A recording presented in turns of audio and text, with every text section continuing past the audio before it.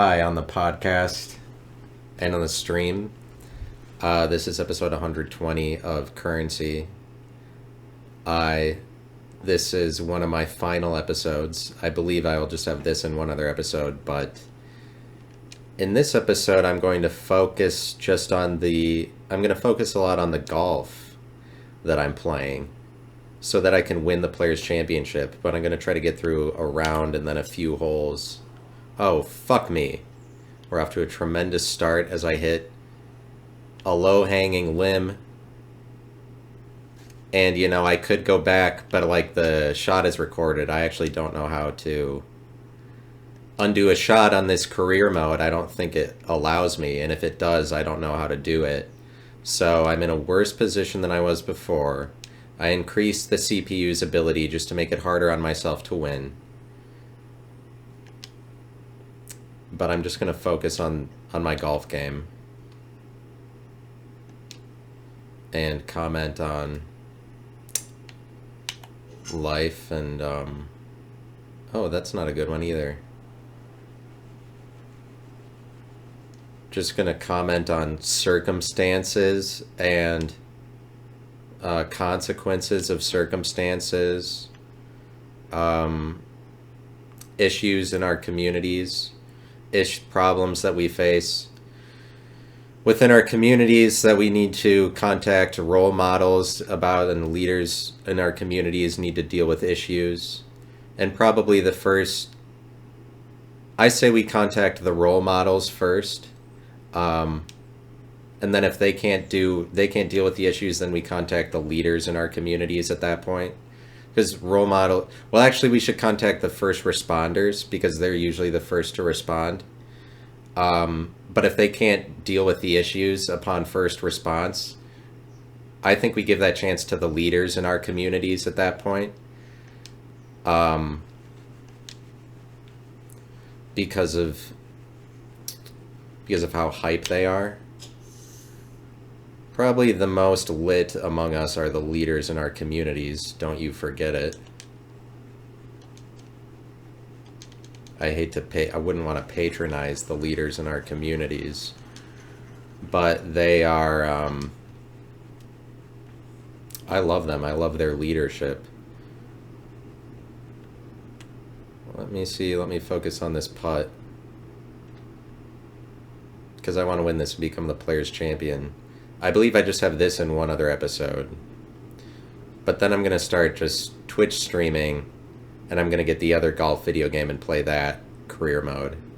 Just make YouTube videos about the golf video game that I'm playing. So that's going to be a miss, isn't it? Oh yeah.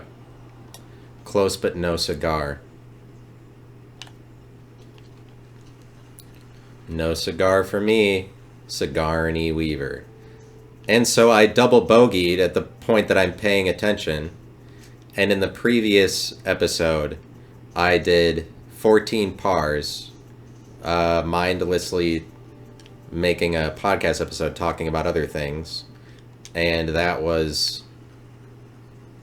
so that's very strange that happened, because I didn't redo any shots and I just did 14 pars in a row without thinking about it. And the episode was called Improbable, so that means that I have a top-notch brain that is able to produce improbable things while I'm talking about it. But nobody cares about that. They're too busy watching Theo Von to pay attention to little old me. Because Theo Von is funnier and more talented than I am, I guess, probably. There was an episode where I criticized Theo Von. I would like to take it back. I think Theo Von is killing it, and that he is a funny, accomplished person. It's unnecessary to throw shade on Theo Von. He's probably received enough shade just during his life. So this is the real deal, and I'm going to hit this shot 217 into a 9-mile-an-hour left to right, south by southeast wind. because I'm such a player, and then I'm going to almost hit it into the water. but instead hit it into... Oh, avoids the trap. Is this a par 5? If this is a par 5... Yeah, it is. I think this is the 16th hole, which I already know just based on my knowledge of the TPC Sawgrass course in real life, that this is a par 5. Because of my knowledge. Because of my knowledge, which is a different knowledge from the knowledge of good and evil, which is a specific version of knowledge that stems from the Bible. And then people who base their lives around the Bible, they're basing their lives around the knowledge of good and evil, or the knowledge of right and wrong. And then that's what makes it so that they are outside of the sinful world, but instead they are judging the sinful world, telling them they are wrong. You enter into the world of right versus wrong, coincidentally or not, at the point that you're subscribing to the knowledge of good and evil. The fight between good and evil and right versus wrong, I think, mostly just stems from the Bible and from the church, but it's strange that so much of the world plays out that way. I need to get through a round and a few holes in this episode within an hour, but I mean, like, I can go longer than an hour because this is my next to last episode, I believe. I'm a real smooth talker today. I'm just really... But smooth talker and whatever. I really always have to criticize myself for the things I'm doing right. And this is a problem that I'm seeing. This is a pattern that continues developing in that same way.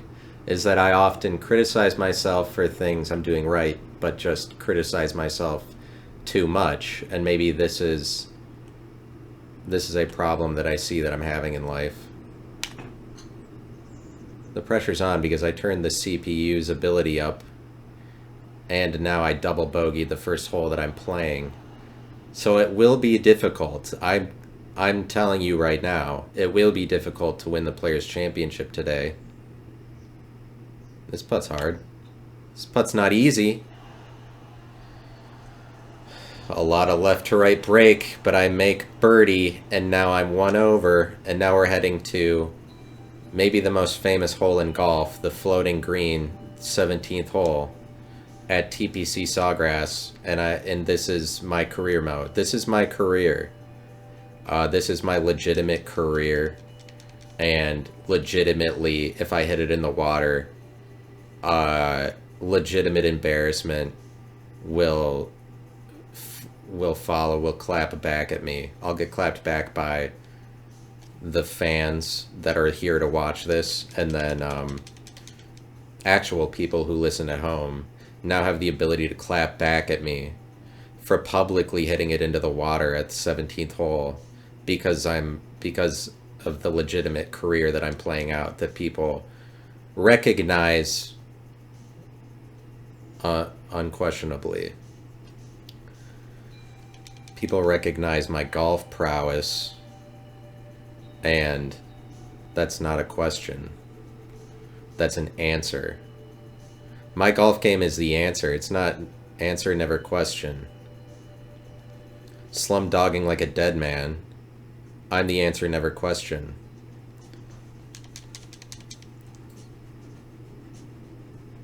I ain't no hollaback girl. Few times I've been around that track, but it's not necessarily going to happen like that because you ain't no hollaback girl. No, you ain't no hollaback girl. When it comes down to it, you ain't no hollaback girl. A few times I've been around that track, but just because that's true, it doesn't mean it's going to happen like that. As a result, you ain't no hollaback girl. As it turns out, you ain't no hollaback girl, yeah.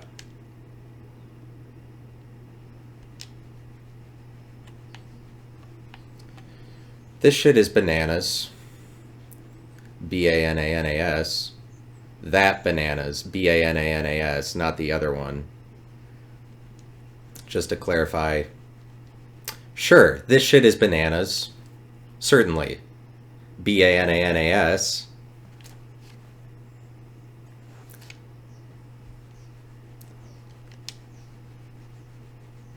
I'm not the one who made it that way.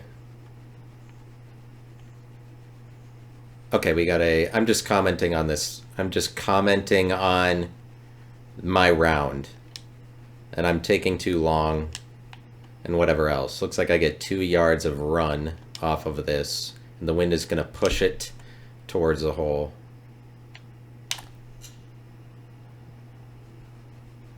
And that one's going to be mildly close, but it might run too far. Alright, I got a birdie attempt out of it. My guess is that it is easier to hit the green in a video game than it is in real life. That's just my guess, I don't know. That rolls right on in, and I've birdied back-to-back holes to get back to even par. And now I head to the 18th hole, which is one of the most difficult on the course. This is one of the most difficult holes on the course. You're always flirting with the water, which, like, the entire left side of the hole is just fucking water. No matter. A perfect drive. I'm not afraid of water. Stop telling people that I am.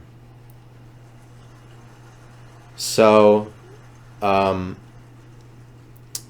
yes, I criticize myself too much. I think that what I do on this podcast is that I die on crosses. And that's what I do, is that I die on crosses on this podcast. That I didn't realize that that's what you could call it, but that is definitely how you could describe it, is that I'm good at dying on crosses. And not that every episode I make is like a criticism episode, but a number of them are. And most people in life don't do that. That's potentially why the podcast, in comparison to other podcasts, is slightly unpopular or doesn't get a ton of views.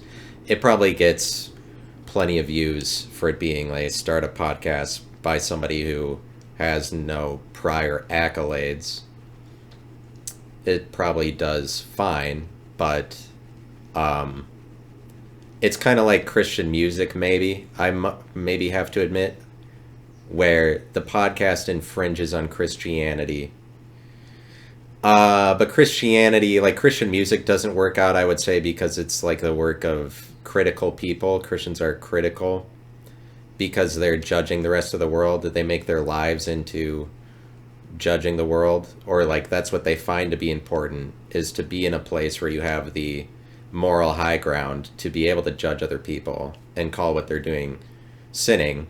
And I think that in order to get to that place where you're allowed to call other people sinners, you have to sell out for a surface world reality, or like the world of judgments and shit that happens on the surface, the world of what you critique somebody for what they're doing on the surface, like when they buy alcohol, reducing somebody to like they're a drinker or an alcoholic, or like they like to drink alcohol just because they buy it. In reality, for appearances where you see it, reducing somebody to just the actions they do on the surface rather than going deeper.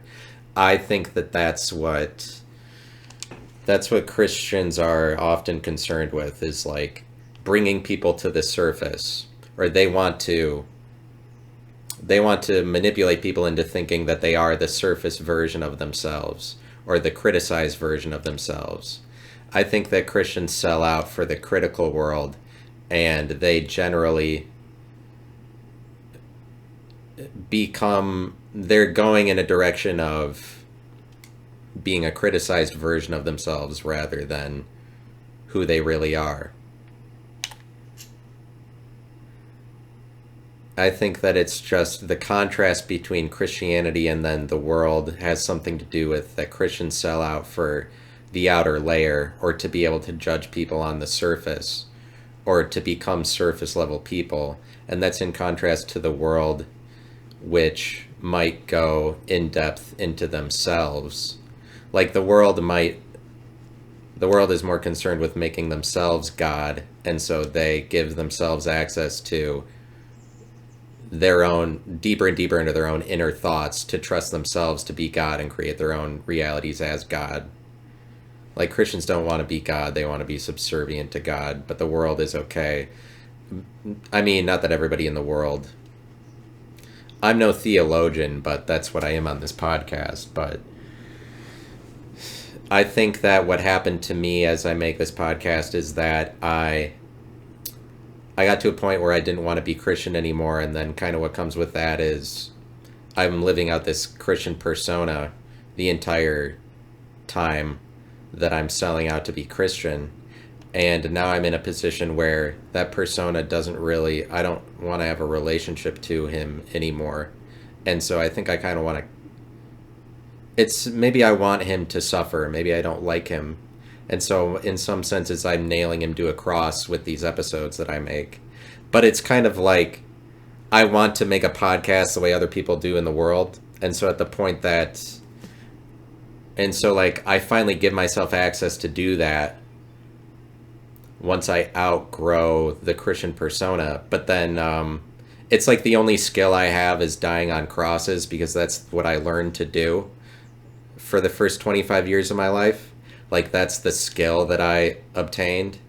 And so then I kind of am living out these Christian things that have been printed on my brain about the importance of criticizing yourself. Not that there's a, I'm not saying like, oh, that's the answer why people don't view it. People don't view it probably just because it's, for any number, thousand reasons.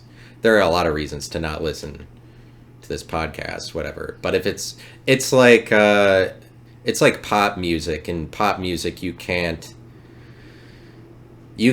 present a compromised version of yourself, or like a criticized version of yourself, which is like, I'm saying that, or like I'm acting like criticism is the future, or like this is current, this is what people will like into the future, is somebody who's openly criticizing themselves. And it's like, I mean, I don't know if that would be true, if the world would progress to like somebody who's criticizing themselves more, but the way that it works now with music, or just anything, popular podcasts, it's always people that are not compromising on who they are, and they're just talking, they're bragging about themselves and always saying how amazing their life is, because like the biggest hit songs are always an artist talking about how they're the shit. It's never like I'll take you to the candy shop, potentially, maybe.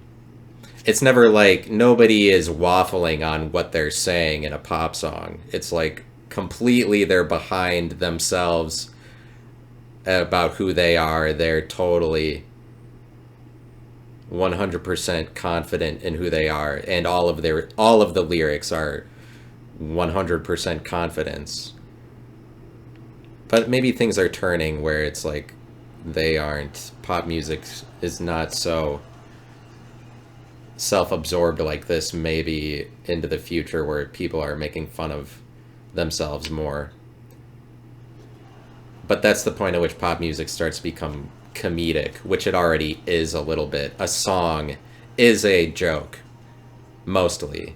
It's just, probably at some point we'll realize the crossover between comedy and music, because a song is like a joke, but the world is already deteriorating the literary form of songs, because what's popular now is sounds, not songs. Because a song is too, like, old-timey, like song and dance, like traditionalist, in comparison to a sound, because a sound has more utility than a song, because a sound can be anything, but a song is like a more specified literary form. But it's just that the world of like the Beatles and whatever. Here, let me get through this so that this loud ass annoying music isn't playing. So I ended the first round, and I'll give you an update on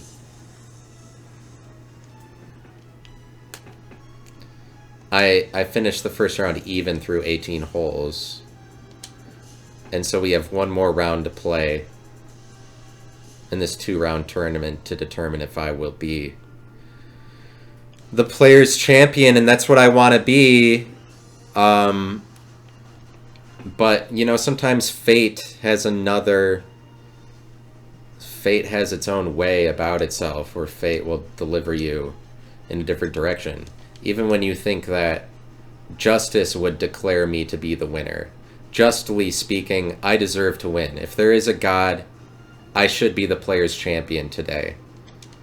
But, you know, it's just that sometimes you get unlucky. Like, I'm in a bracket pool. I'm in a few bracket pools, and there's one bracket pool that I could win. But I do have to get lucky to win it at this point. The only way that I win is if San Diego State beats Creighton. And doesn't really look like that'll happen. I would not believe that San Diego State is going to beat Creighton, even though San Diego State is the 5 seed, the better seed, in comparison to Creighton's 6 seed. It does not look as though Creighton will lose to San Diego State. I would be a little surprised if this was not Creighton's year to make the Final Four, because Creighton is kind of like the Gonzaga of the Midwest. That's what they are becoming. That's what they're emerging as. They haven't reached Gonzaga status yet, but they have a very solid foundation. Gonzaga status is something that they've been working towards for very many years, and it would appear to me that the fruits of that labor is going to manifest itself for Creighton, and they'll probably make the Final Four this year. But they are like, into the future, they're probably the Gonzaga of the Midwest. And I know that Nebraska, because Nebraska is in the Midwest, and like literally so, because people call Ohio the Midwest, but it's not in the Midwest. It's actually in the Mideast of the country. So like Xavier can be the Gonzaga of the East Midwest. Xavier's in Ohio. But really, the trend in college basketball, whether or not you've noticed it if you pay attention to college basketball, is that mid-majors are taking over. It's becoming more and more like difficult for a basketball team from a major Power 5 conference to be dominant. They are ceding a lot of power and control to mid-majors that are in lesser conferences that are more able to dominate their conference. And consolidate power or whatever. I mean, maybe that's part of the reason why they're taking over, is because they're able to dominate their own individual conferences. But, I mean, the Big East is good. The Big East. Get in there. That's a good shot. I'll take that one. But I'm just kind of trying to pay attention to me playing this video game, rather than this is like me talking is the important part. All right. So I'm telling you. But in some senses, it's like saying it doesn't make it true, or doesn't make it better to say it. It's still true regardless. Like, I think a lot of times when people have an agenda, that's what comes across, and that's what people don't like about agendas, is that it's something that somebody is angry about, and the things that you're angry about, they don't really need to be said in order for it to be true that you're angry about them. It's almost like saying it lessens the impact of the anger. Anger is a confusing one. Anger has to do with like control and power. Like, everything is kind of a joke, but anger is a specific kind of joke where it's like, it has a lot to do with who is allowed to be angry, because because you can try to get angry, but then one way that people try to control your anger is that they say that they're more angry than you, or they get angry at you for being angry. That's a really dominant move, is to like, you get angry at something and then somebody else claps back at you with a higher level of anger to make it so that you're not angry anymore. That's kind of how anger works, is that it's like the person in control is the one who's angry, but people try to defeat your anger by saying that they have the right to be angry at something, including sometimes they're angry at your anger because you're loud, or they're like, that's kind of how you might figure out how somebody was dominant quickly, is like if somebody's anger has no power, then they're kind of like not, like if everybody knows that the person's anger comes from from a place of low foundation, a low foundation environment. Like if your anger doesn't have enough foundation, people aren't going to respect it, and then they're just going to call out your anger, and then they become angrier than you, and then you're just kind of like, your anger might die pretty quickly. I don't know. You have to be really angry to be angry. If you're being angry, you better go pretty hard. You better be angry. You better be serious about your anger. Or else whatever. Or else something will happen. I think this is a par 5, and I think I'm going to roll it up really, really neatly to the hole, pretty close. I think that's for eagle. Don't look now. I mean, yes, it is for eagle. And I did look. I don't want to count my chickens before they hatch. I would hate to do something like that. But I think that it is something like Christians sell out for the surface, whatever, but there, you don't have to take my word for it. There's proof of that. Like when you become a Christian, you're using the term Christian to mask over your name, and that's why they say born again. But like literally, the church calls it born again. I don't know if they still use that terminology to this day, because it's kind of, in my opinion, it kind of exposes what they're up to a little bit. If you take this term seriously, born again, the church is expecting Christian people who are born again, to put a mask over who they were originally with the person that you're born as a second time. Because it's just like they're asking you to split your personality into two, but also you're supposed to sell out for this new persona, this new personality, which is the one that was born second as opposed to the one that's born first. Because it's not about being born twice, it's actually about becoming the second person. You can say, like Christian church can say born again, but they are totally telling you to refute the first person you were born as.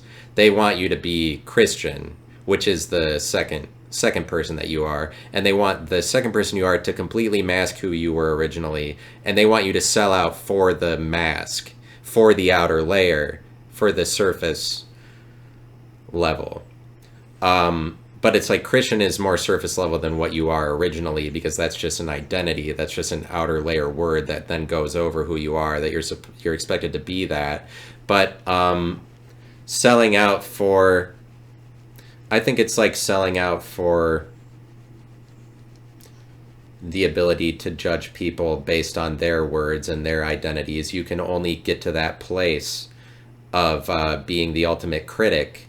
You can only get to that place if you are selling out to be more of a term than the person that you were.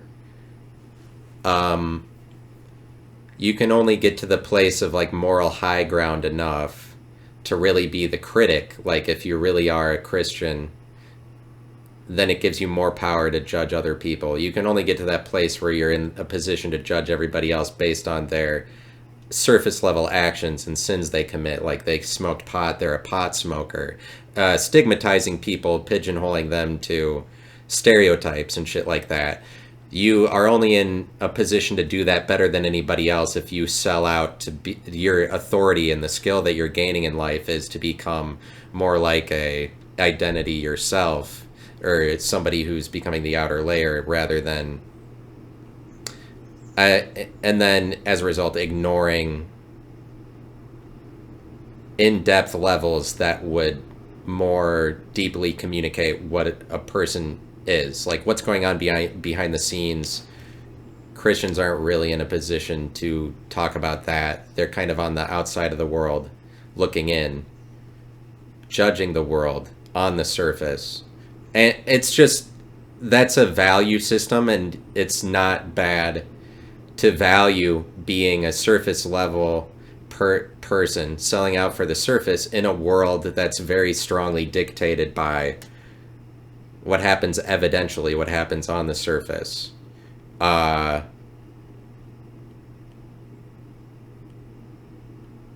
just commenting on the golf round, though. And I'm not up to anything. Get in that hole. I blew the eagle. I blew the eagle like a dumbass. I had a 13-foot eagle on hole 2. Do I even want to be the Players' Champion? Do I even want it? Is that why I don't pick Creighton and I pick Baylor to beat Creighton? I didn't know that Creighton was so good, but I'm in a bracket pool where me and one other person picked UConn. My friend John, and he's probably going to win because he, like, we might both have the idea to pick UConn, but he's going to make a better bracket. Just more likely. Just generally speaking. So he has UConn and Creighton in the final, which might actually happen. And the only way that I win, because I'm ahead of him right now, the only way I win is if San Diego State beats Creighton, and then if that happens, if UConn wins the entire thing, then I win the bracket pool. And I want it to happen, but, you know, San Diego State can only ever win so many games, I would think. Creighton is the more transcendent team. San Diego State has also been establishing themselves for a number of years. They are kind of like a mid-major that's been putting in as much work as Creighton, and they are also looking for their first Final Four.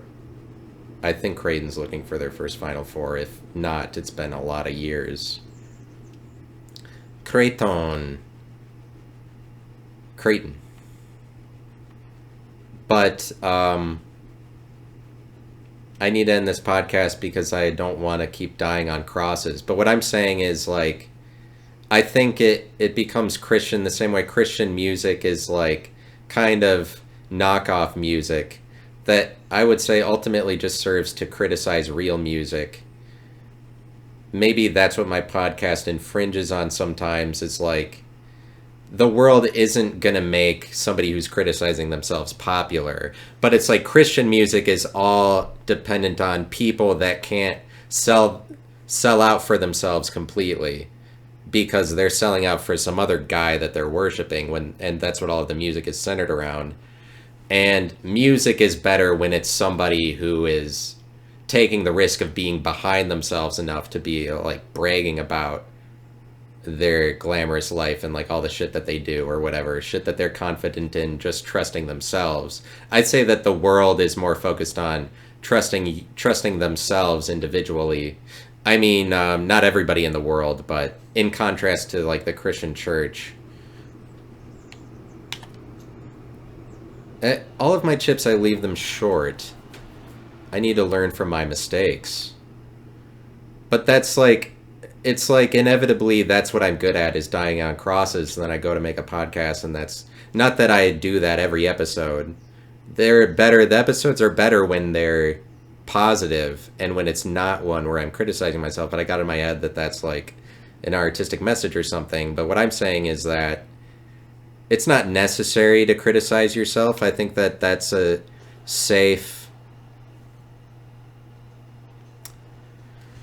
That's something that people will revert back to in lieu of trusting themselves, because, like, I would think that you have to criticize yourself in a number of ways in order to keep yourself in check, because you can't just listen to yourself or whatever. Like, people hold on to criticism as a certain thing that they can go back to, rather than that they trust themselves to just figure out it on their own and, like, criticize and correct themselves as it's going along.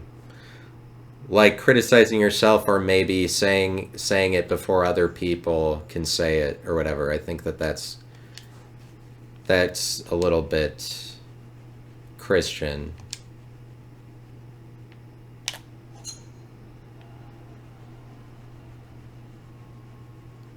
Like keep bringing up the things that are like you saying it where when people aren't thinking it, but like doing it just to put forth that you're self-deprecating or like I'm criticizing yourself first. You can do that. It's just like it's not popular from a world from the world's perspective. And that's why in the world Christian music, which is the works of which is just created within a Christian reality separate from the world and it's meant to glorify not the people who made the music but some other outer person like Jesus. That is not as popular as what real popular music is. So the world sets the tone for what's popular. And Christianity wishes that they did, I think. I think the Christian church in some senses is for adults that want to be popular kids, but are not. Like when you didn't become a popular kid in high school, you maybe always have the perspective of popular kids that they are like above you or something, where if you never became a popular kid you might go into the territory of just imagining from your own perception of what it would be like to be popular. You might try to be a popular person the rest of your life. Plenty of people are doing this. I would have to believe they're remembering what the popular kids were like when they were in high school or in college or whatever was the environment they're defining themselves by. I mean, I do this as well. There are people in my life that it's like the perception I have of them looking back is like, oh, they were so great. Like I could spend so much time emulating them even though they're not here anymore. Like or like not in my life as much. There are people like that I could just emulate my perception of them, which is just bullshit at surface level. Or I could try to be like that, and it would only ever be nonsense. It's something I wish that I was. But it's like there's plenty of people that are just remembering what it's like to be. But people will say that they don't want to be like the popular kids or whatever. But the popular kids in high school, whoever they are, they get shit on a lot just from the rest of the world, just from the world that is no longer in high school. But it's like there's a lot of adults in the Christian church that it's like going to the Christian church is kind of like being like the popular kids, but like people that wish they were the popular kids but aren't in real life because the Christian church is for like misfits and whatever. And then when you end up in the church, it's kind of an environment that's free from bullying, or it's supposed to be. Oh my god, that putt was fucking hard. It's not fair that things are difficult. That's what I declare. That's what I declare. And then I miss the comeback putt because I can't read the fucking green. It's the most... I'll never be the player's champion. I had a putt for birdie for like 7 feet and then I 3-putted.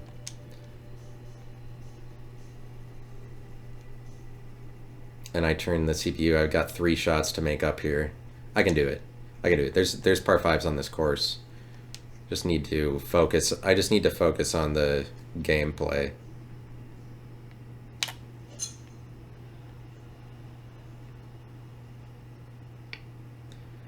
So that drive is in the fairway.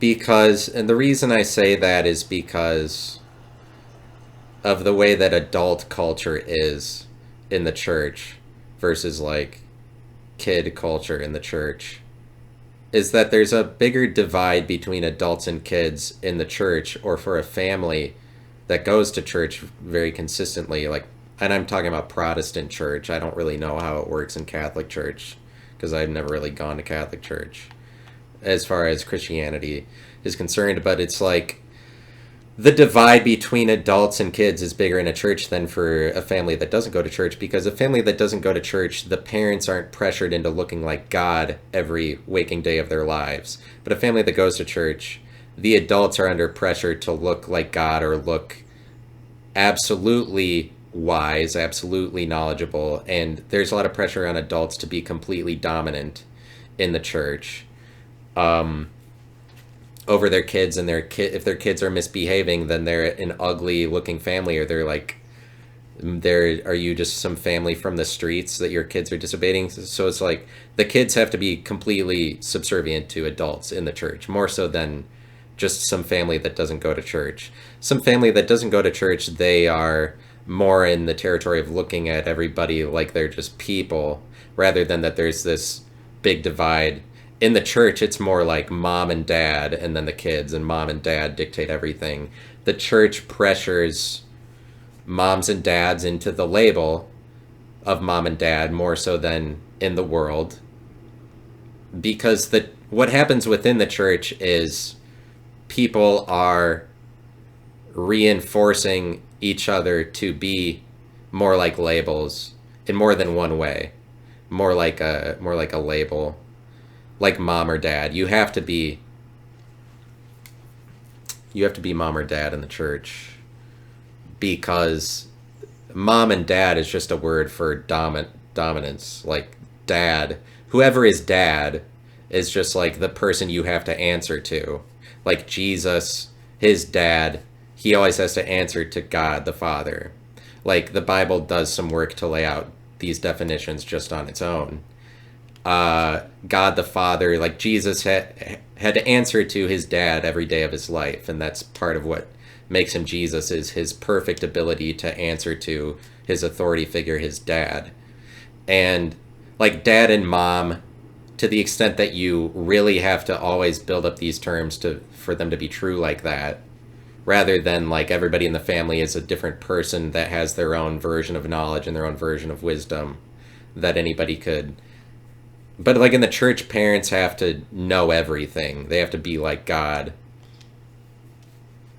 And because of that, there's a separate culture that kind of develops for adults, where all of the adults in the church are kind of high on their own comedy. Like, I feel like adults in the Christian church tend to think that they're really hilarious all the time. But it's kind of like they're hilarious and their kids are stupid. Like, Christian adults are kind of putrid, I would say, because they think that their entire life is that they had children. Like, their entire life is that they are mom or that they are dad. And this also they do this so that they can always be wiser than their children no matter what. Even though in reality, that's not the case. Like, kids are very often smarter than their parents and would even have more to say than them. There's a lot of adults in the Christian church that would just like to make it that they are infinitely more knowledgeable than their kids, and like they'll use the church to be able to say that because... But I'm just kind of talking about how their adults in the church are kind of sadistic to their kids, like making them go through all these programs that their kids wouldn't want to do. It has nothing to do with my own life experiences. I'm just speaking in general, but not that all of the programs are like things that kids wouldn't want to do, but it's just like all of these Christian things, dramas and whatever, that they're always making the kids do. Like the other day I went into work. Let me hit this putt. Let me sink this putt first. Here, I don't feel it today. I don't feel the mojo of making putts. I feel like I'm really up against it. That I'm not seeing the putt go in. I'm just hoping it'll go in right now. And that's not the position I need or want to be in, and I still have like 15 holes to go in 15 minutes. So this will just be a long episode.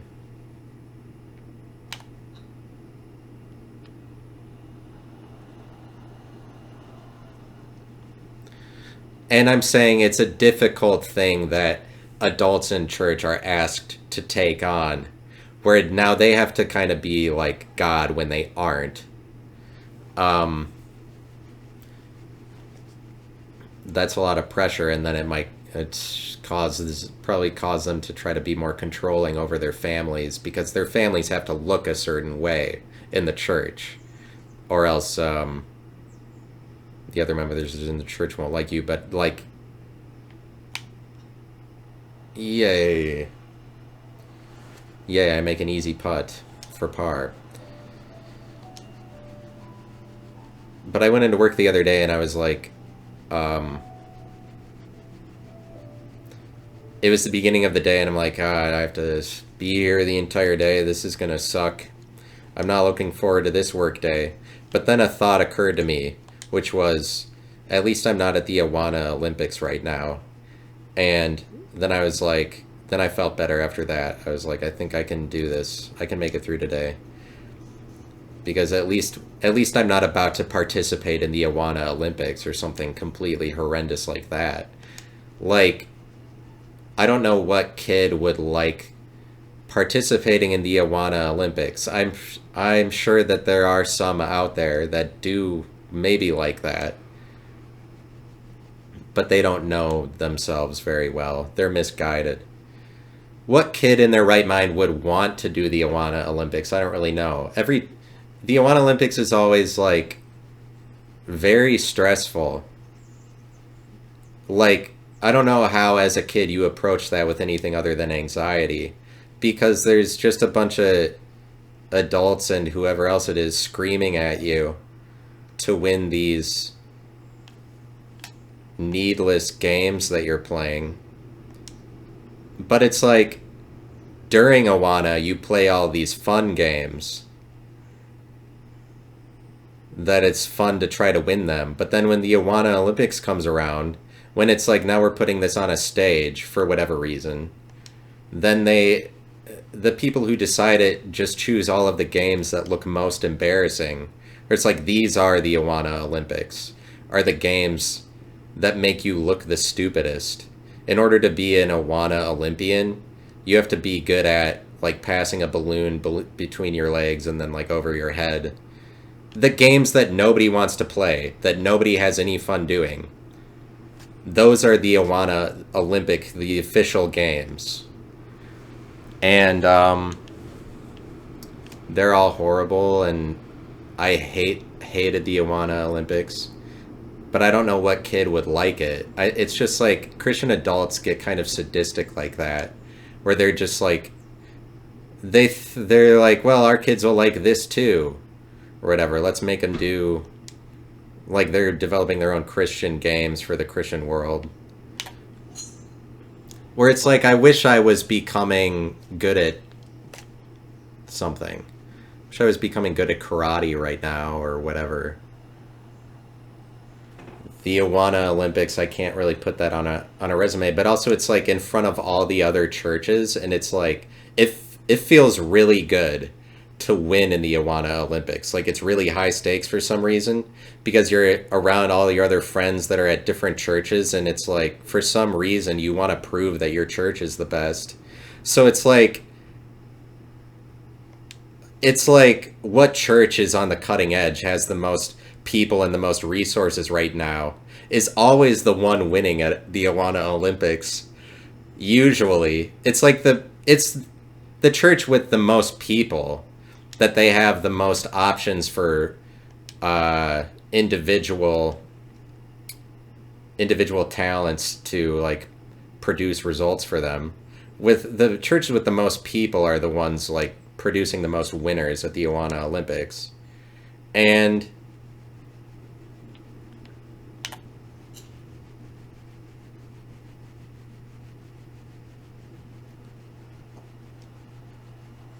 I forget what else I was going to say about it.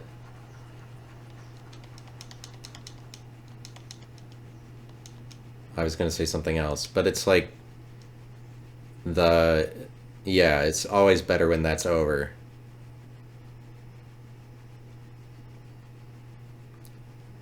What you're winning. I forget what else I was going to say. Oh well. So what I'll do, I'll play it out. Looks like it's going to break a little bit like this, and then we'll hit that putt, and then it's going to roll, and then break for me, break for me. Yeah, baby. Made that birdie. I needed it. I needed that one. The Awana Olympics. No, but yeah, you get there and then it's like it's the games that you would never want to play. Those are the ones that are the Awana Olympics. And everybody's like screaming at you to win. And it's like you're there in front of your friends at other churches and whatever. Hopefully your church comes out on top. So it's just kind of funny that that is a determiner actually of like where your church, what your church is looking like. Because if your church can't muster the resources together for like a strong Awana team, then that is kind of like a bad indicator for your church. But it's like, who does God love the most? Who is God really on the side of? Only the Awana Olympics can decide. And so I think there's just less pressure on adults and kids outside of the church because you're not pressured into living a sinless life or whatever and making yourself look like God and your family look like God, like you're on the cutting edge. But looking like God is like, it has to do with having the appearance of God. This has to do with selling out for appearances. Like when you need to look good, then maybe you find yourself in the Christian church. But like, be wary of environments you find yourself in that are not, where there isn't enough social discomfort. I think that churches border on this. Like, that's what happens when you are a surface, you're selling out for more surface world. You're selling out for there to be one belief system or one narrative where everybody in the church has to have the same belief. That's kind of a more surface level thing, or that is an idea that comes from the world of there being one narrative, or if you believe that there's one narrative. The church is more about a single centralized narrative. The church is more about singular things like this. A unified narrative, a unified belief system, where one belief system that goes along with surface world behavior, and surface world is in contrast to what lies beyond the surface world.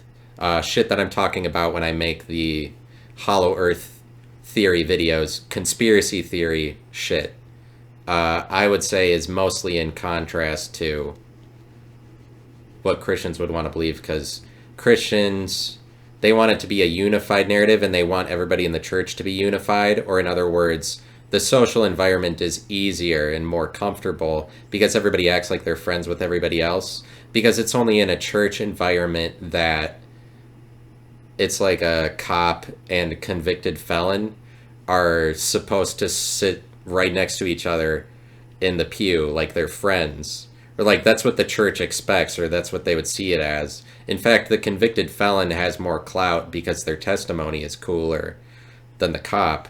But like, the cop just has to be friends with the convicted felon, even though like in real life, in reality, in the back of their minds, they're enemies. Like the cop probably hates them, but on the surface they're like friends, because in the church everybody's the same. Everybody is expected to be uniform because they are getting rid of their individualities in order to all be the same in the eyes of Christ. But the church deals in single, unified. They want everybody to be uniform. They want unified things to ensue. The same as it is on the surface, because the surface is not complex like that. It's simplified. If it's not the surface, if you're going into deeper levels of things, that's very many levels, then that becomes infinite. Like the deeper you want to go into your mind and your mind and your own individual knowledge and your own individual craziness, it's just kind of like you can infinitely go into that and infinitely become more insane if you're just on your own shit. But if you want to hearken everything back to reality, that's more for the church. Hearken everything back to what is evidentially happening. on the outer single real layer. Like, if you want to simplify things, you're just dealing with one layer. That's what the church does. They cover things over in single narratives. Like, the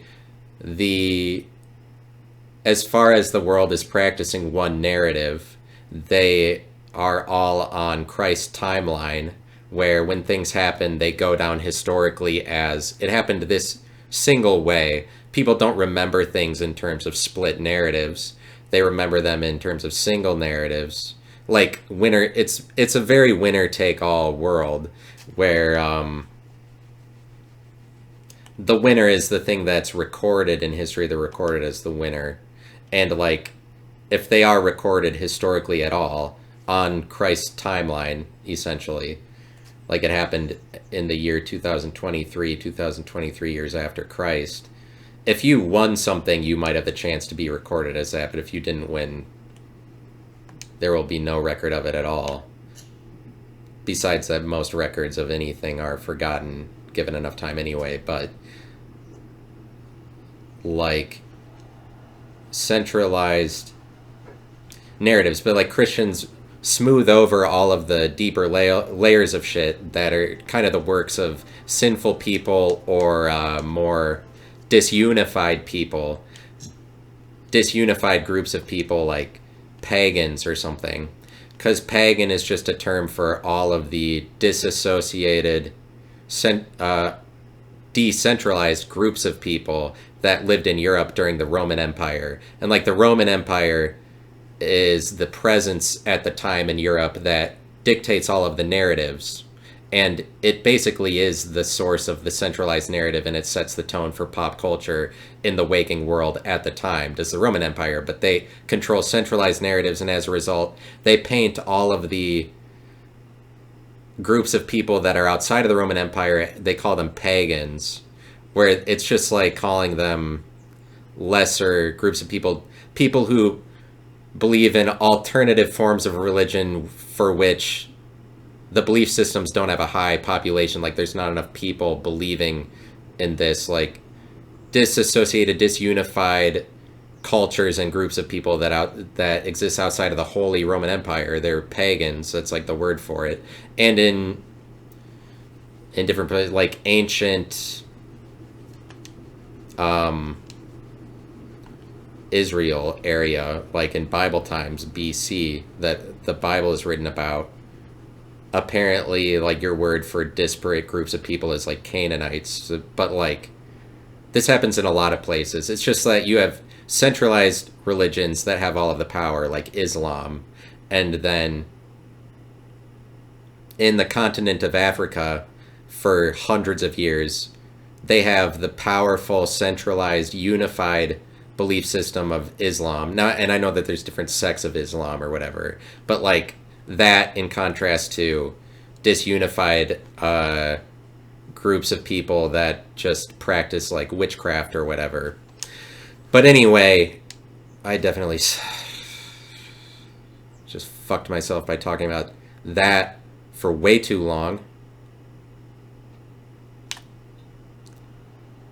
And I make the putt. I think that was for birdie. So I'm going to go longer than an hour to finish this round. And I'm through 7 holes. But let me just motor here. Let me motor through these.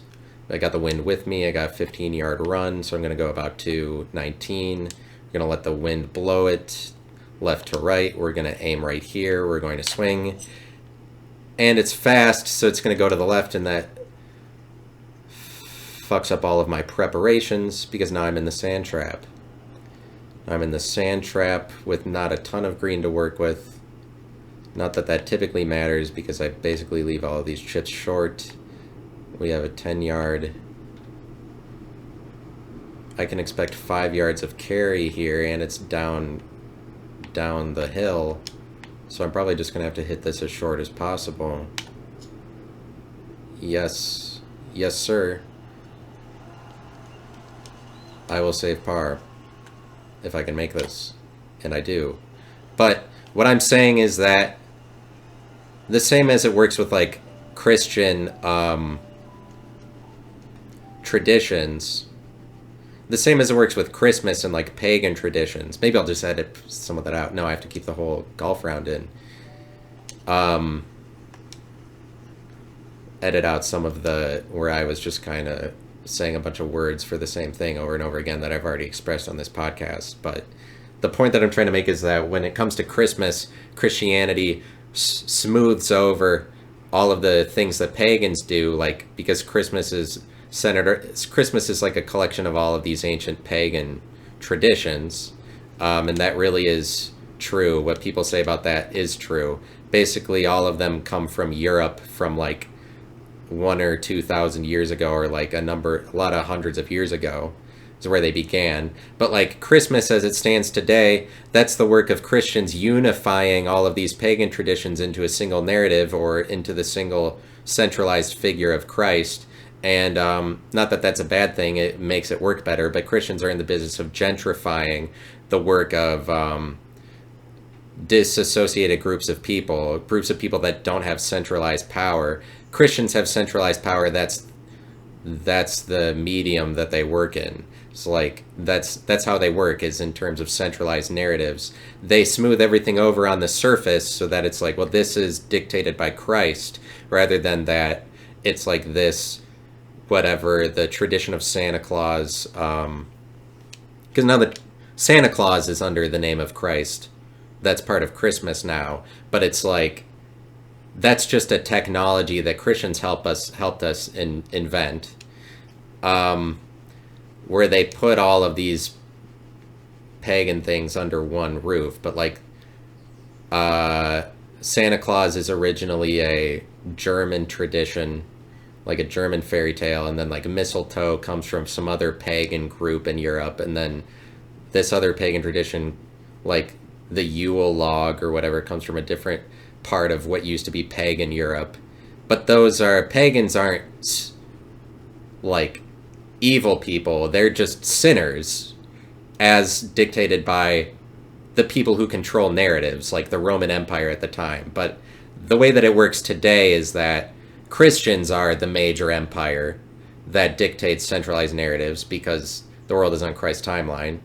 And the Christians call the disassociated groups of people as like sinners. And those are just cultures that don't have as much power, cultures that believe in alternate belief systems. Like, for example, alcohol drinkers or pot smokers are always an alternative belief system in comparison to Christianity, which has more power. It operates off of the centralized, most important mainstream knowledge, which is the knowledge of good and evil, or whatever comes from the Bible. And Bible, by the way, is a word for book. It's just the book, and the Bible is essentially the book and dictates the mainstream knowledge, in case you subscribe to that there is one. But,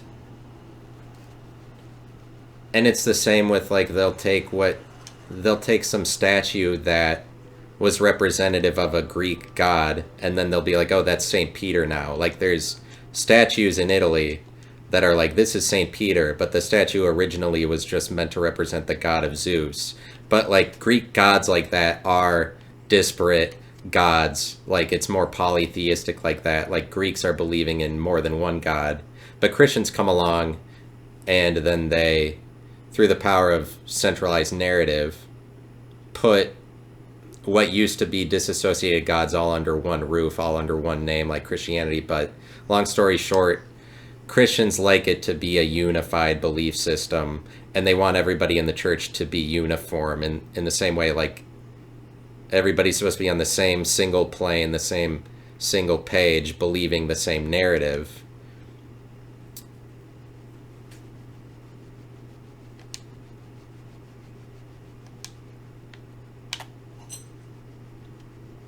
And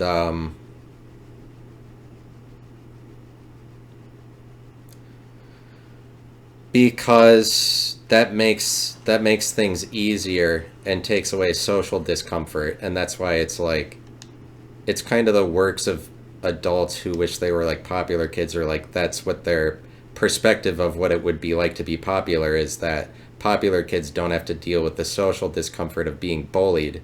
But in the church, that's the way it's expected to work, is that people aren't bullied, everybody's the same. But like, if you end up in an environment where everybody's the same, or there's not enough social discomfort, then I would say you're in an artificial environment, or in an environment that's concerned with surface level things. Because if you were in a more complex environment, cliques would be developing more so. There would be lots of different groups of friends that consider themselves to be better than each other. Like, the culture would be disunified in most environments, but like in a Christian environment, it's expected to be not like that. But there's just this idea in the world where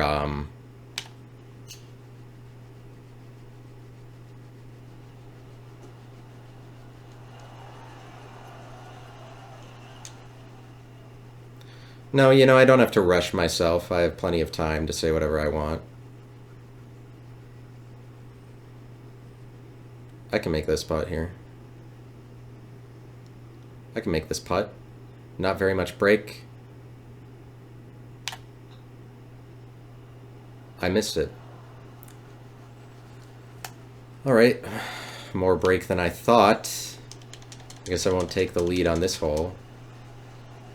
But the thing is that high school gets this bad rap where it's like everybody outside of high school, they're allowed to criticize whatever the popular kids in high school are. But the world likes to carry on with this idea like, well, past high school or past college, past a certain point, once we all got older and once we're adults, it's the world that makes a big deal out of people being an adult. And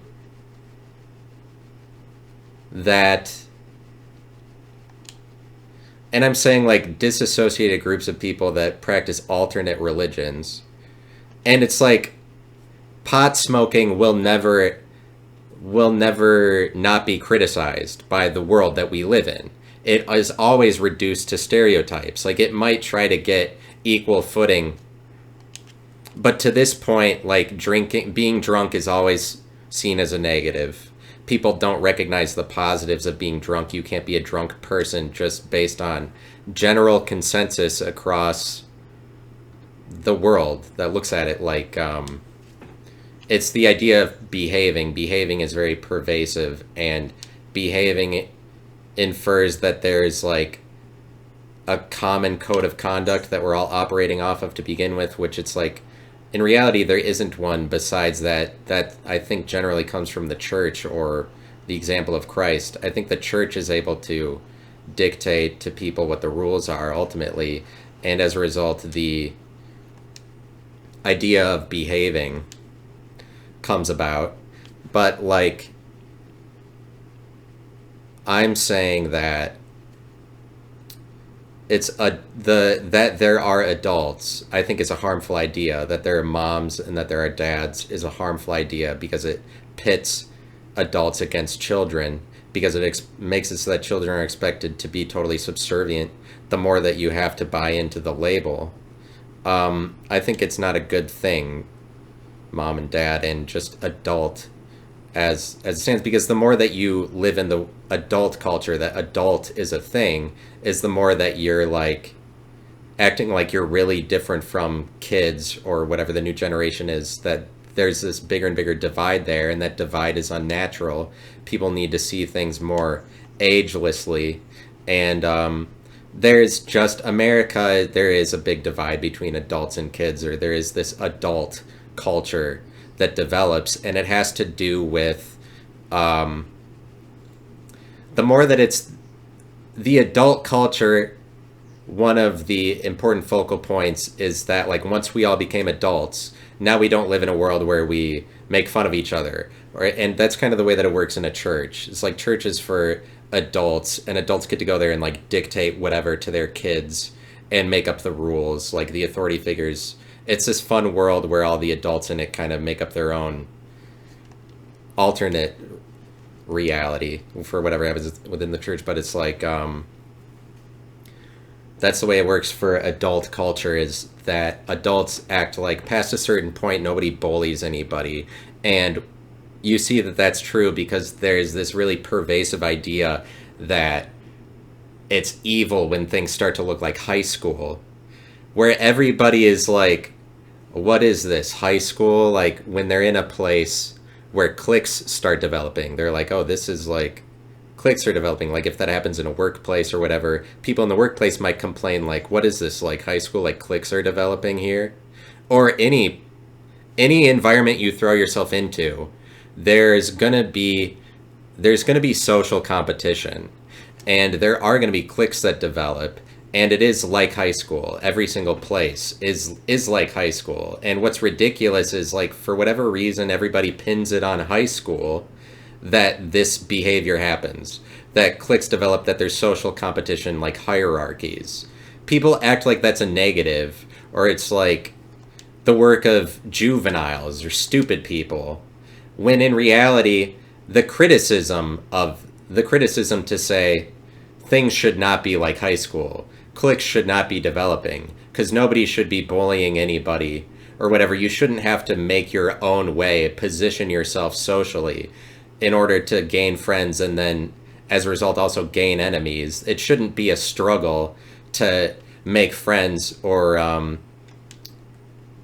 rise up any sort of social ladder.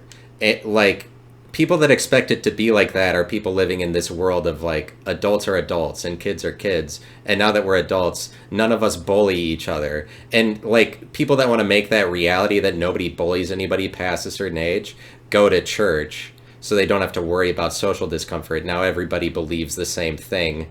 Nobody is positioning themselves individually, and their narrative and their story is set for them. And so as long as they make their kids look obedient, and as long as they're dominant over them, they get to be in the club with the Christian people, because it's like the Christian club is just one where you make sure your kids are below you in some senses. That's what you do to make it into the club.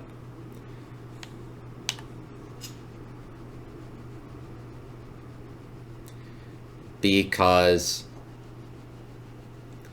yeah, like, people get less bullying as they get older. It isn't so much like high school. But if you're in an environment where cliques aren't developing, like this group of friends, and also your group of friends is like, thinks this group of friends over here sucks because it's like a competition among groups. If you're not in an environment where groups within the environment are fighting with each other, you might be in like a Christian church. I'm saying that that's unnatural. That's like something created from the perspective of people that think like this is what it's like to be the popular kids, and popular kids don't have to deal with social discomfort, or they had it so good and they hate the people around them or something. They're like, criticize the people around them.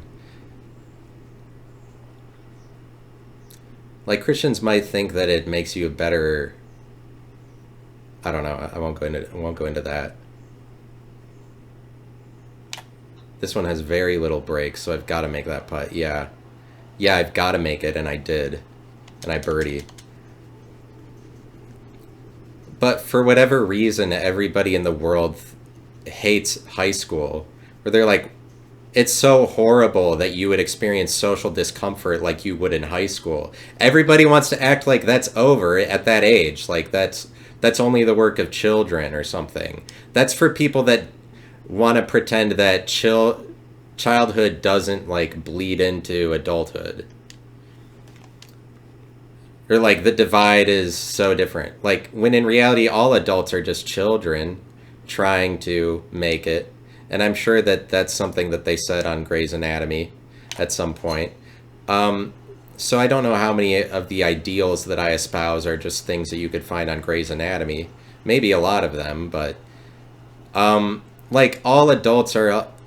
To act like it's totally separate is to act like you deserve to be in an environment where you don't get made fun of. Because it's just that if anytime you try to make it out in the world, you will, in some new thing, you will automatically start experience social discomfort from people that want to like take control of you or like write you out of the picture, because naturally speaking, you just are at complete opposite ends from other people in the environment that want to fight with you or take you out.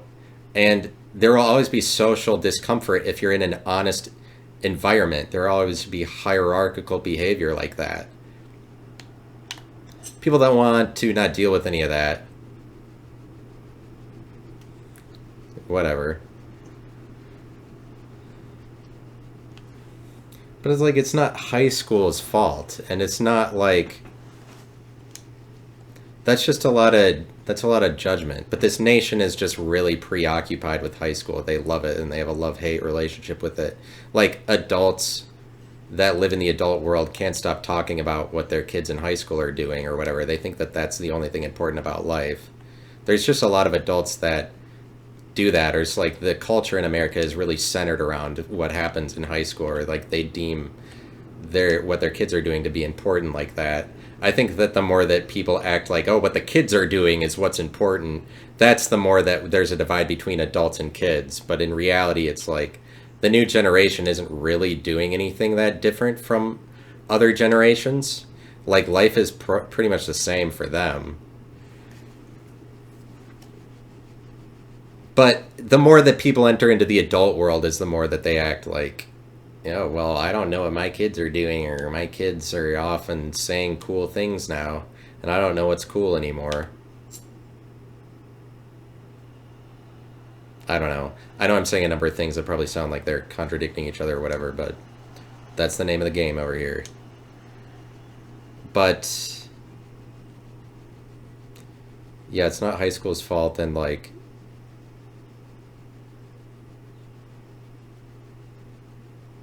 kids that are popular in high school are just people that like everybody. I think there might be a misconception if you weren't a popular kid.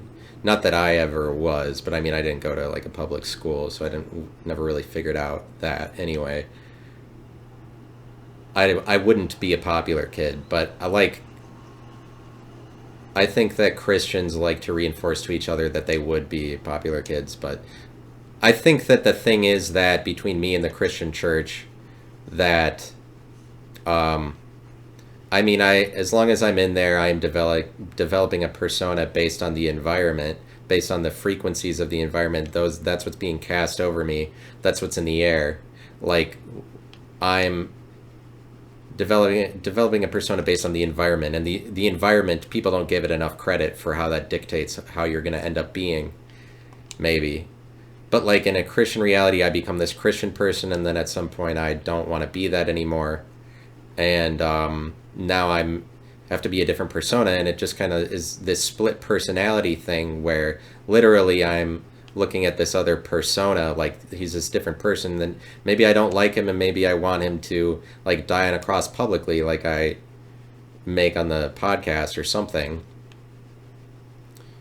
But oh shit, I forgot what I was starting to say.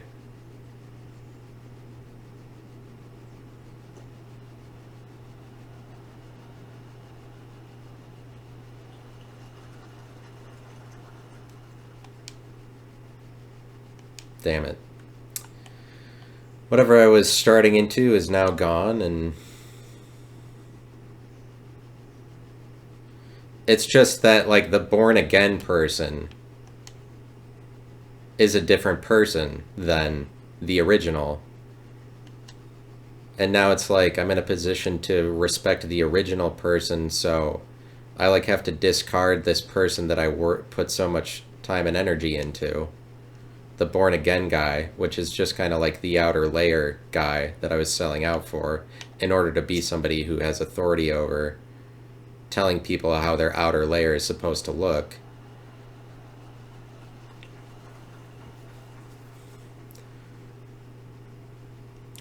But it's like, I think it's, you gotta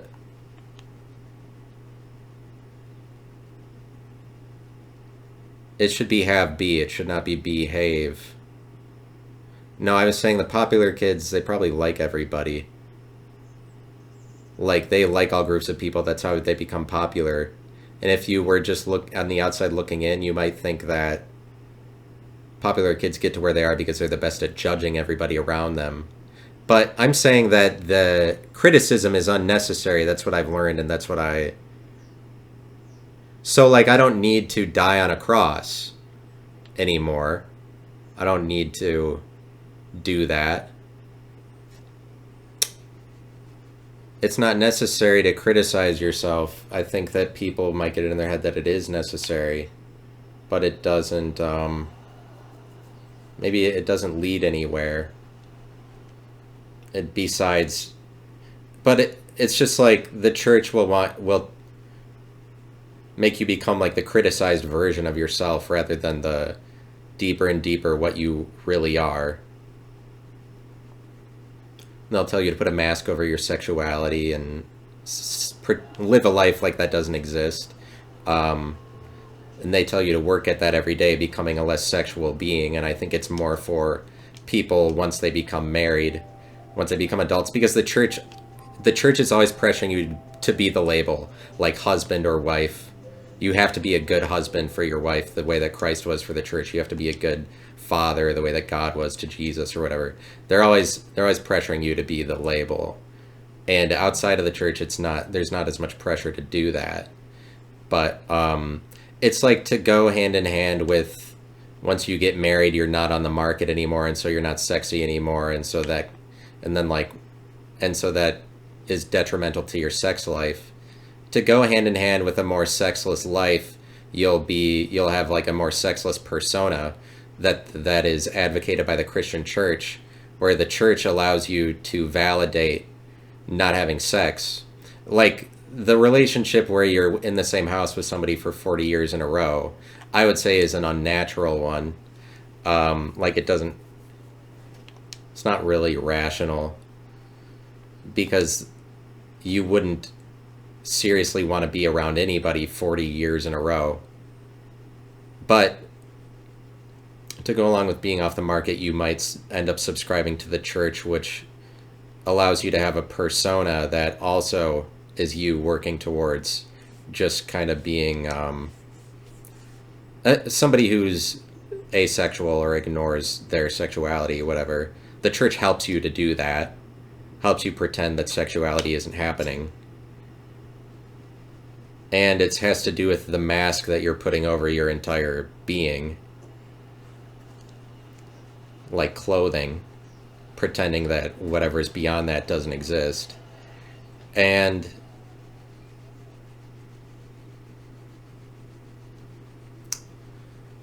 so I'm saying the criticized version of yourself does exist, and that's kind of what's scary about it.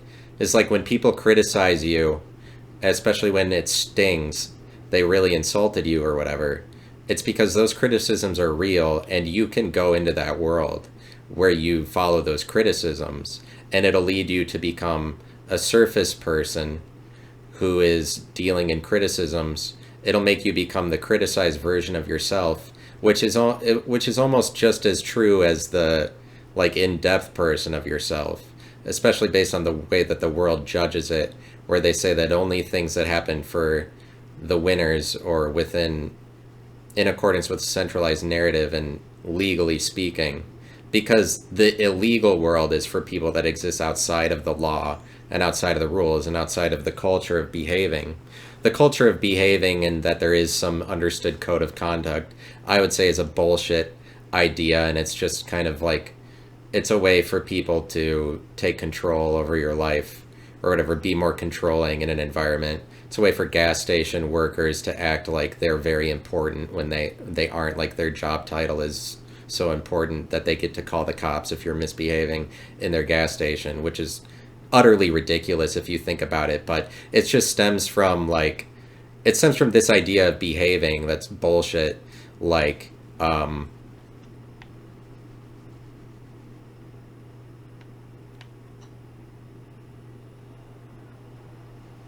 that was a poor putt. I'm leading now. I'm leading the Players' Championship. Looks like I'll play about this much break, and then I'll hit it, and then it'll roll the fuck in. Behaving is ridiculous because it's basically just the words be and have pushed together. Somebody pushed those two words together at some point. I don't know that that's the etymology. You don't have to look it up. That's just take it as complete fact, because we only deal with facts on this podcast. As I say it before you, that's 100% a fact. Behaving is just somebody pushed the words be and have together. And hopefully that don't go in the water. And I think it's something like one group of people convince another group of people that it's progressive to both be and have at the same time. Because even if you don't believe me that it's just be and have pushed together, that is essentially what the idea is. Because it's like somebody decided that, it's better than just being on its own or having on its own is be having. A combination of both of them. That's a more improved technology, kind of like the way that time-space is a more of the future way of, it's not just time or space. Somebody came up with the technology, time-space, to describe what happens in between. And by the way, that is always more intelligent. It's always smarter. It's only smarter people are ever using time-space because they know what it is, because it's smarter or whatever. I think that that's something like what happened with the word behave. And with a lot of things, it's this false idea of that things are progressive, where it's like people use the word progressive to say that you always have to follow this ideology because it's always of the future, it's always progressive. For some reason, somewhere along the line, the world was convinced that behaving is always progressive, because that is the way that people treat it. Is that people like to act like progressive is following the rules. If you're a better person, you're always agreeing with everybody around you or working towards an environment where it's not like high school and there's social competition. It's an environment where everybody is the same, agreeing, everybody's following the rules. That makes you a better person. That's always progressive. Like it's, for some reason, behaving is progressive to the waking world. Behaving in whatever environment, following the rules is always makes you better. That's the way that the world treats it. But it's like saying that behaving is better than either just being or having, because behaving is this special godlike entity that leads the way for us. It is a combination of being and having. It's always better to do both at the same time, because like being is living something out that's active. Having, that has to do with possessions that you have that are weighing you down. Having has to do with properties you have internally. Having is more of an idea that it has to do with containment and shit that happens internally. Being is external. Somebody's like being and having together, oh, that dances over the line between external and internal living, and then think like mental and physical. It's metaphysical. It's always of the future. It's kind of like combining time and space or something. But the reason I say these things is because behaving is the same thing as being and having together, because in order to behave, you do have to act out something, but you also have to have rules in mind, awareness in mind of what the rules are. Behaving does pretty much always imply that you are being and having at the same time, that you're having awareness, having reservations about what you're doing, but you're also living it out. And the world thinks that this is progressive, or you're always better when you do this, which is bullshit, because behaving is just a specific ideology. It's a specific energy. It's a specific frequency that's cast over the world. It doesn't have to be that way. It's the same thing as when people say the word okay, and people expect everybody to live in a spirit of okayness, where they keep invoking okay to tell you like, oh, are you okay? When in reality that's condescending, because okay is a very specific version of doing things. It's not the same thing as all right or even keel. It's specific to be okay, and it's like a specific form of neutrality, but that everybody is spouting off about it okay, or like asking each other to be that, or saying I'm okay, like this is something that's necessary. For some reason the world thinks that it's always current to be like, oh, I'm okay, like this state of peace that's really just an opiate. Okay is just an opiate that people use in order, and people act like everybody should be that, when in reality basically everything in the world is not okay, because everything besides okay is not okay.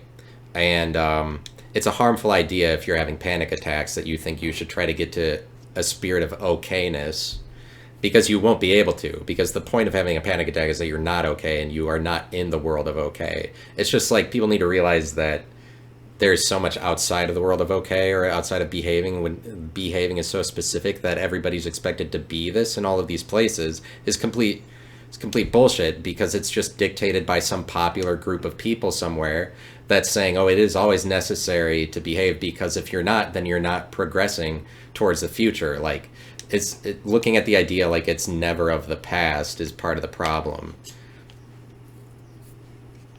But think of how different the world would be if we accepted have being instead of behaving. Because behaving is like you need to be have. You need to be having. You need to be having. And then at some point it just results in behavior. You need to have proper behavior. But if it was have be, which we don't have a word for that, but if we did, that would just be a new specific energy that people are living off of when they speak it. They're a thing that they're casting over themselves, but that specific one gains no traction and isn't popular. And doesn't mean it doesn't exist, doesn't mean it's not better, it's just not popular right now. Like when people do when people make alternative forms of transportation, and the local news is very quick to shit them out of existence, call them stupid. Like anytime some alternate form of transportation pops up, that it's like, oh, this might actually be better than walking, or something between walking and driving a car, or walking and running, the local news or Regis and Kelly or whoever is always featuring it automatically, just so they're telling everybody up front that this group of people is stupid for doing this. Even though it might be better form of transportation, there's always like evil working to make sure it doesn't become popular, because if it doesn't become popular, that doesn't matter. Like, it could be a better function, but probably a bigger problem for something trying to make a name for itself is not that it's the best option, but just that how do you make people see it as popular. But the local news is always working to tell people that they're shitty for walking on those things that are like pogo sticks on your legs, or whatever form of alternative transportation. Commercials and whoever are quick to bring this to the surface to make sure everybody knows you're stupid for riding an electric unicycle or whatever. Alternative forms of transportation are always stupid or whatever. It's difficult for them to gain traction, even though there's a lot of ones that could be useful for us. The world is dictated by singular narratives, and like it's difficult to retain a lot of different possibilities for transportation in a world that likes to remember who the winner is. It's a more winner take all, like this is popular for everybody. And then conspiracy theorists come along, and the world hates conspiracy theorists because they're just people that are saying the world should play out in split narratives. There are these possibilities, like, yeah, we went to the moon, but maybe we didn't. That's a possibility, and there's no way you can prove that what the official narrative is about going to the moon, that's true. Conspiracy theorists are like, there's a lot of possibilities. It's not one thing, but the world automatically hates conspiracy theorists because the world wants it to be one thing. Or the world of people that do hate conspiracy theory, that's what they're about. They're about saying we're not in a world of partial possibilities. It's single narratives. It's the same world that shits on alternative forms of transportation. It's a world that shits on conspiracy theories. The local news and the news always hates anybody who is alternative anything. Single people in comparison to married people. The local news has been waging a war against single people for 40 years. Just because they're disparate in comparison to people who have families and people that are married. Like, just because they're individual, they're on their own, and they're uncontrollable in that way. They're on an alternate path or whatever. The local news has to shit on it, or the critical world has to criticize them to be like serial killers or whatever. And the world that we live in today, it's like a bunch of people that think they're so progressive and so clever for calling single people murderers, when it's like, that actually doesn't benefit people or help anybody out when you're just flippantly calling everybody an axe murderer or a serial killer or a school shooter. Like, people think that they're better for labeling single people this way when that's nothing new. That's just what the local news has been doing forever because they appeal to adults, married people that are inside watching the news. And it's not behave, it's have be. I mean, it's not, right now we live in behave, but you can see that we live in a Christian world just because of how much pressure is put on everybody to behave in any single place. Who decides that? Why? That there are rules. I don't see that there are any rules collectively outside of that maybe like the church or centralized narratives dictate them for other people. And that's good. That's structure for the world. That's something that is necessary as long as it is necessary, but at some point we outgrow it. But if it was have be, then that's just a world of people get to do what they want. Single people aren't maligned to be axe murderers because it's just expected that they're allowed to be who they are, and they might do some crazy things. The world does not. The world wants everybody to be on the same plane, or wants everybody to be in the know, like there is a common knowledge. The world is expecting everybody who is not on the common knowledge to be on the common knowledge, and if they aren't, then they're just sinners or shitty people that are trying to be controversial or disagreeable, that they're on their own shit and actively trying to not be in the know. There's the people that are in the know, and those are people that for whatever reason think there's one mainstream knowledge that you're supposed to be on, and those are the people that act like at all times you should be behaving because there's a little thing called manners or whatever. There's a lot of people in the world that for some reason like to brag about their ability to follow manners, like they were with somebody who wasn't polite at this thing, and that person should have known there's a little thing called manners, or like appealing to the environment or becoming whoever for the rules, for the sake of the rules. And people that brag about following the rules are just in the know people who think there's a single form of knowledge, when in reality it's very many different possibilities for knowledge, very many different knowledges, including the one that I have, which is specific to me knowledge, the things I say on here. I'm not claiming that that is common knowledge. It's its own knowledge. But that's the way that knowledge is. There isn't one. It's very many different knowledges. And people want you to be in the know, think that when you walk into a gas station, everybody's on the same plane or following the same rules, or like there is an individualistic behavior that should be tolerated. Because that's a world of behave, and that's the world we live in. You can see that because people are expected to behave, that we live in a Christian world. But if it was have be, that would be the world where it's the stone is rolled away, not the world where it's the cross. Because the world where the stone is rolled away is a world where you recognize Jesus's feat of defeating death, making everything free for all of us to do whatever the fuck we want, including sin, and not be criticized for it. The world of freedom is the world of have-being, if that was what dictated things, but that isn't.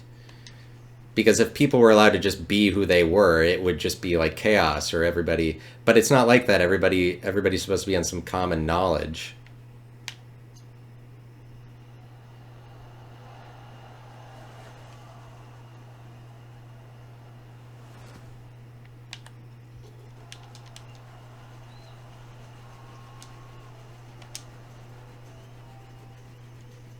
This is a long episode. This is going to take forever for me to upload this. And I am now 3 shots ahead in the Players' Championship with 3 holes to play. Barring a debacle, which can happen on this course. This course is famous for exposing people who are ahead in the closing holes, because the closing holes are so difficult to have so much water, like the island green. So as long as I can land the ball safely on whatever, avoid the water, and not screw up completely, then I will be the Players' Champion. The world needs to let there be. Fiat currencies are... Oh, I should have this for Eagle right here. I should have this short one for Eagle. And so I'm gonna try to run away with it here. This is not an easy putt. Make it. I have an eagle, and so now I am light years ahead of the competition. I'm 5 shots ahead with 2 holes to play, heading into the island green. Looks like we have a 2-yard run on this carry against 3-mile-an-hour wind. Should get me exactly there. It's a little fast. That should still be fine for landing on the green, and it is. And so I'm on my way to becoming the Players' Champion, despite this not being a exceptional shot. These are my parting shots at the Christian church. I mean, I didn't set out trying to make this podcast sound like I'm against Christianity, but that's just kind of the way it happened.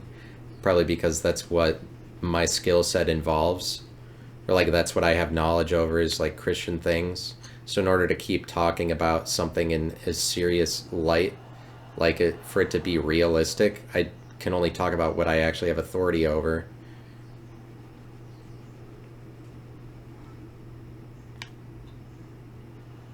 Par. I've got 1 hole remaining. But people are like, oh, don't invest in... People think that fiat currencies are so great. Or whatever. Yeah, they're doing really great right now, by the way. Since they're inflating beyond the point of no return, and all of the banks that hold fiat currencies are failing. But there's no reason to invest in a fiat currency over a cryptocurrency. For it being fiat. Because fiat currencies have a lifespan similar to that of Fortune 500 companies, where they kind of have like a 30-year life, and then they're on their way out the door. That's the way the fiat currencies go. That's how they last. They don't last forever. But it's really just a category that somebody is producing. It's a name for you to put your value. You can store your value under one of many different currencies. Any fiat currency, you can store your value into it. It's just a title that you're putting your value into.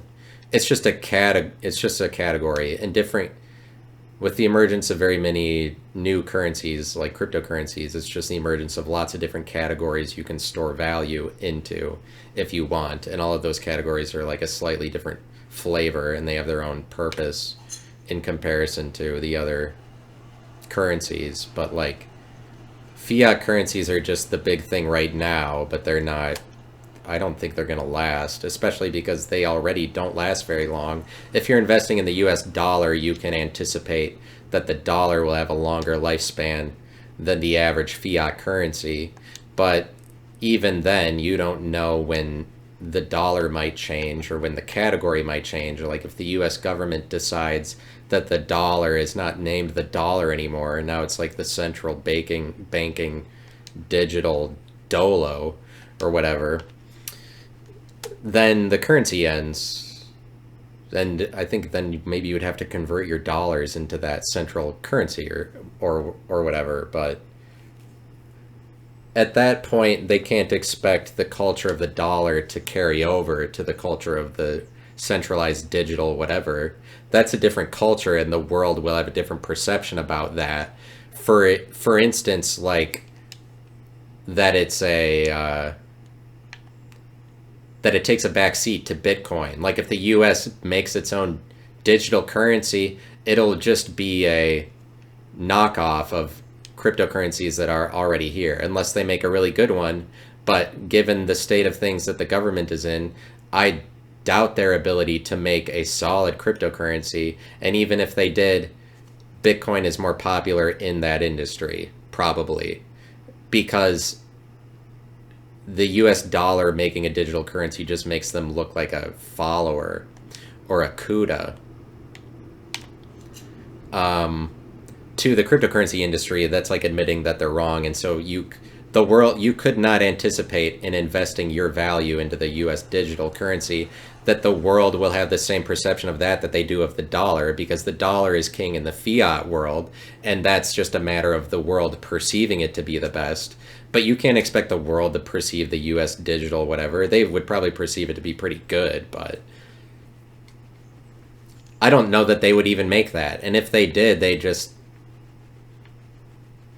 it's not really serious. I feel like they would have problems getting the world to take them very seriously, because you would have to take your money out of dollars and put it into this new thing they created that they would be acting like is such a profound creation. But at that point, like, we're losing so much faith in the US government as US citizens that it's like, when they come up with a new currency, why would we start storing our value in that if they did? Because it will go digital at some point. I'm just saying, like, a cryptocurrency is better. And there are a lot of cryptocurrencies that are better than Bitcoin, but they're not popular, and they probably never will be, so it's like not as worth it to invest in that. Because that's not the way it works. It doesn't work that just because you have a better function, it will win. It has to do with perception that people have of it, or like being first to the game, something. I win the Players' Championship, in part due to my eagle on the 16th. It feels tremendous to be the Players' Champion. I guess on that note, I will leave you. I am very happy to have been able to do these podcasts I did, but I think I will be done with this format after I do one more episode. And I barge mistletoe in the Players' Champion, and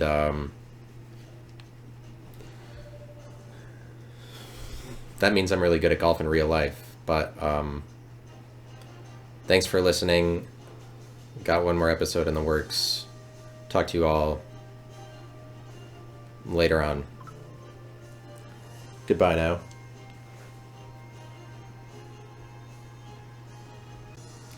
Well, actually, let me wrap up whatever. Let me try to bring it to a concise point, which is that